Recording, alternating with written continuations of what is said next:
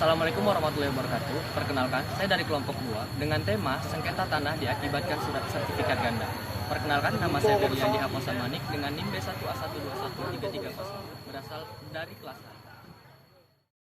Perkenalkan, nama saya Kafi Arsyadi, NIM B1A121305 dari kelas A.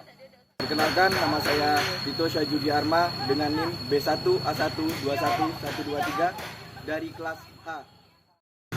Perkenalkan, nama saya Kurnia Bajar dengan NIM B1A121307. Saya dari kelas H.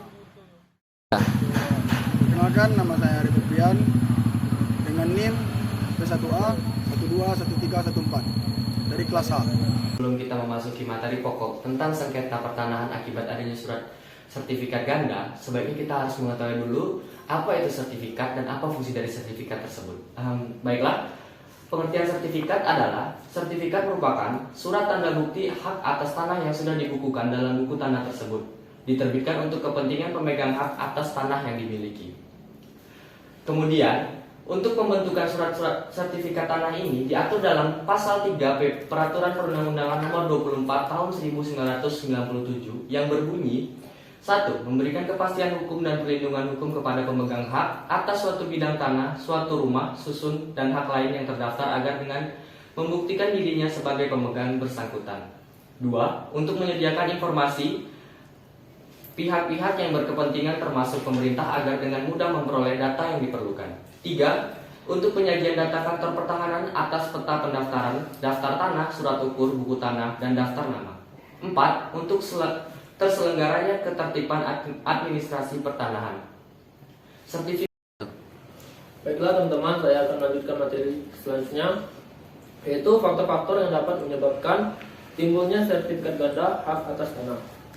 Dalam sertifikat ganda yang diperlukan, perhatikan adalah kasusnya, karena bisa disebabkan berbagai hal, yaitu 1. Kesalahan dari pemilik tanah itu sendiri yang tidak memperhatikan tanah miliknya dan tidak memanfaatkan dengan baik sehingga diambil alih oleh orang lain dan kemudian dimanfaatkan karena merasa bahwa tanah tersebut tidak bertuan dan tidak ada pemiliknya.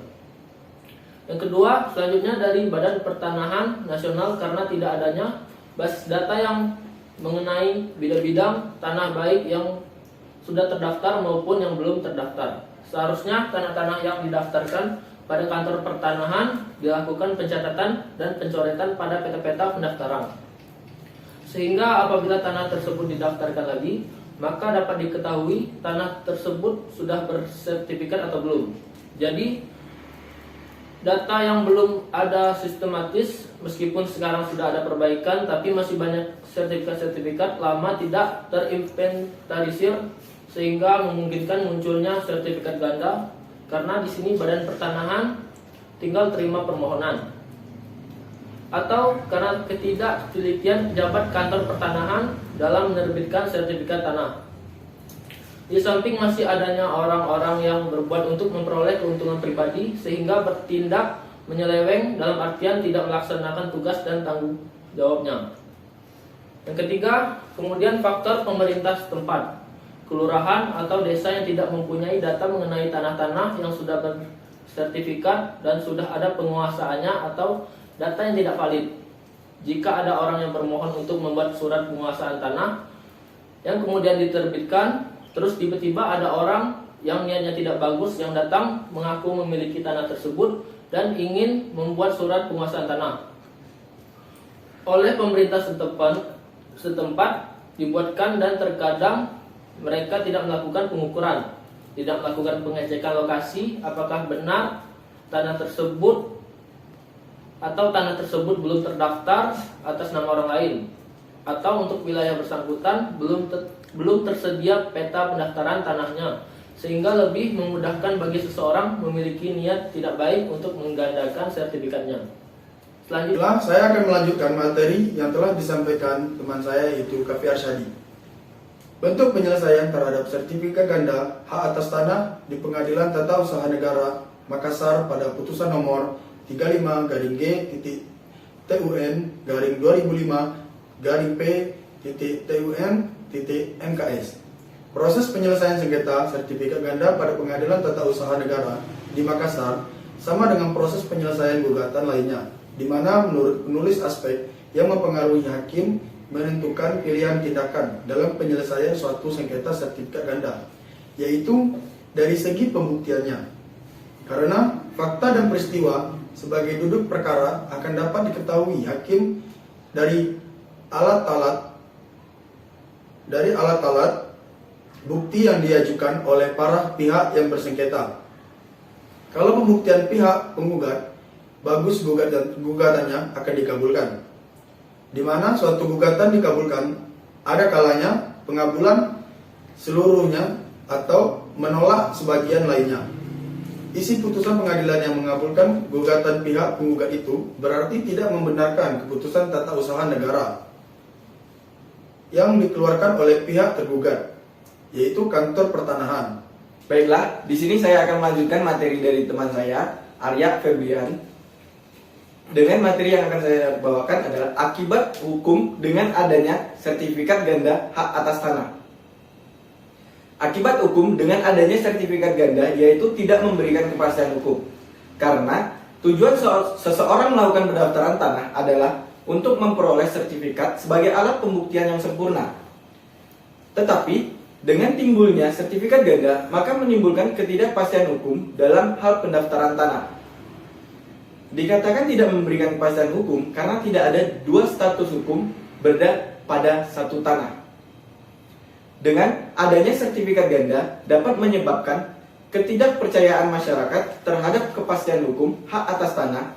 Dalam hal ini, ketidakpercayaan terhadap sertifikat. Karena seharusnya sertifikat hak atas tanah merupakan tanda bukti kepemilikan hak atas tanah yang kuat. Akan tetapi, bagaimana mungkin dapat dikatakan kuat apabila ada dua sertifikat yang objek tanahnya sama? Manakah yang dianggap kuat yang dapat menjamin kepastian hukum hak atas tanah? Dampak selanjutnya yaitu kerugian. Artinya, seseorang mengharapkan untuk mendapatkan status hukum atas tanah miliknya, tetapi karena adanya sertifikat ganda dan kemudian dinyatakan kalah dalam persidangan dengan konsekuensi berupa sertifikat dinyatakan batal, otomatis orang tersebut mengalami kerugian karena biar bagaimana dalam proses pendaftaran tanah mengeluarkan biaya-biaya, apalagi kalau tanah tersebut luas dan yang paling mungkin di atas tanah tersebut akan dibangun usaha atau tempat mencari nafkah. Belum lagi biaya perkara yang harus dibayar tergugat sebagai pihak yang kalah dalam persidangan.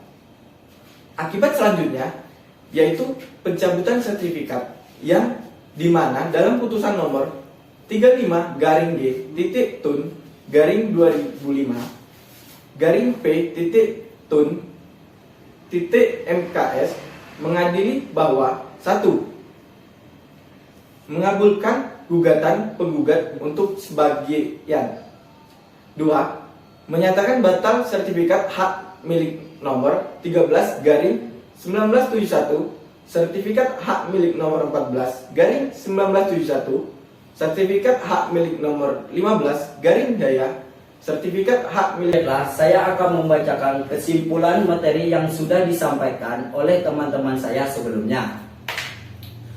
Berdasarkan hasil penelitian berkenaan dengan penyelesaian sengketa sertifikat ganda hak atas tanah, maka dapat ditarik kesimpulan sebagai berikut. Yang pertama, ada banyak faktor-faktor yang dapat menyebabkan terjadinya sertifikat ganda, tapi kebanyakan yang sering menyebabkan terjadinya sertifikat ganda adalah kesalahan dari pemilik tanah itu sendiri yang tidak memperhatikan tanah miliknya dan tidak memanfaatkannya dengan baik sehingga diambil alih oleh orang lain.